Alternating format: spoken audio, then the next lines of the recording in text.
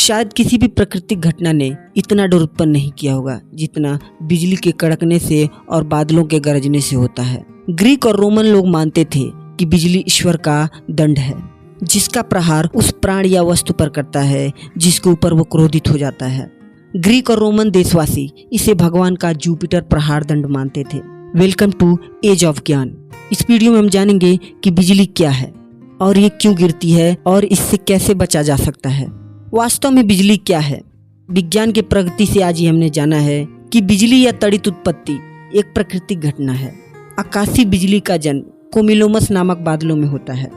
जब बादलों के बीच घर्षण और टकराव होता है तब उनके एनर्जी प्रवाह किसी दूसरी अपोजिट एनर्जी से अट्रैक्ट होकर एक दूसरे के साथ टकराते हैं और लाइटनिंग उत्पन्न होती है, जिसे हम आसमानी बिजली कहते हैं। बिजली के बारे में जानने के लिए हमें उनके प्रकार समझने होंगे। बिजली कितने प्रकार की होती है?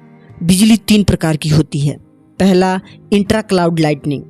जब एक ही बादल आपस में नेगेटिव और पॉजिटिव चार्ज टकराते हैं तो एक लाइटनिंग उत्पन्न होती है, जिसे इंट्रा क्लाउड लाइटनिंग कहते हैं। इसका प्रकाश धरती पर दिखाई नहीं देता। दूसरा है क्लाउड टू क्लाउड लाइटनिंग।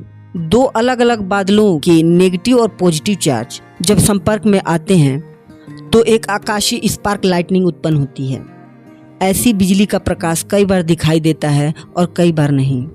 तीसरा और आखिरी प्रकार, क्लाउड टू ग्राउंड लाइटनिंग। जब बादलों के नेगेटिव और पॉजिटिव चार्ज जमीन के किसी भी नेगेटिव और पॉजिटिव चार्ज पर अट्रैक्ट होकर लाइटनिंग रूट बनाते हैं तो उसे क्लाउड टू ग्राउंड लाइटनिंग कहते हैं, जिसे जमीन पर बिजली गिरना भी कहते हैं। ये बिजली 30,000 डिग्री सेल्सियस तक गर्म होती है। इतनी गर्मी से एयर कंप्रेस होकर बाद में बहुत दबाव के साथ एक्सप्लोर होती है, जिसे धमाके की गर्जना या आवाज आती है, जिसे आम भाषा में हम बादल का गर्जना भी कहते हैं। ये बिजली 4 से 5 किलोमीटर लंबी होती है और इसकी फ्लैश 1 या 2 इंच चौड़ी होती है। इसमें 10 करोड़ वाट के साथ 30,000 डिग्री सेल्सियस तक का तापमान होता है, जो सूर्य के टेम्परेचर से काफ़ी ज़्यादा गर्म होता है, क्योंकि आवाज़ की स्पीड प्रकाश की स्पीड से बहुत ज़्यादा कम होती है। इसलिए हमें लाइटनिंग पहले दिखती है और आवाज़ बाद में सुनाई देती है।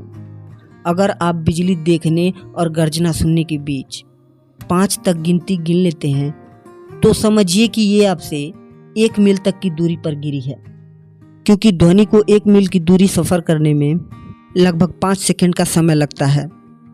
प्रकाश की स्पीड 2,99,795 किलोमीटर पर सेकंड है और ध्वनि की स्पीड महज 343 मीटर पर सेकंड है। दोस्तों, कई बार हमें बिजली तो दिखाई देती है लेकिन आवाज़ सुनाई नहीं देती। ऐसा इसलिए होता है क्योंकि आसमानी बिजली 100 मील दूर से भी दिखाई देती है, जबकि आवाज़ सिर्फ 12 मील दूर तक ही सुनाई देती है। दुनिया भर में 24,000 लोगों की मौत सिर्फ बिजली गिरने से होती है। तो फिर बिजली से कैसे बचें? बिजली या थंडर स्टॉर्म से बचने के लिए सबसे बेहतर तरीका है घर में रहना, और अगर आप कहीं बाहर हैं तो फ़ोन या इलेक्ट्रिक उपकरणों को स्विच ऑफ कर दें और खुले मैदान में या पेड़ के नीचे ना खड़े हों और किसी मकान का आसरा लें। अब आखिरी सवाल, क्या हम आसमानी बिजली का संग्रह कर सकते हैं? तो फिलहाल तो नहीं। अभी हमारे पास ऐसे साधन नहीं है कि ऐसा हम कर पाएं, और आकाशीय बिजली 1 सेकंड से भी कम समय में गिर के ऊपर की ओर उड़ जाती है। अगर हम ऐसा कोई यंत्र बना भी लें तो हम उसके बहुत ही मामूली हिस्से को ही कैच कर पाएंगे। इसलिए ये काम बहुत ही मुश्किल और पेचीदा है।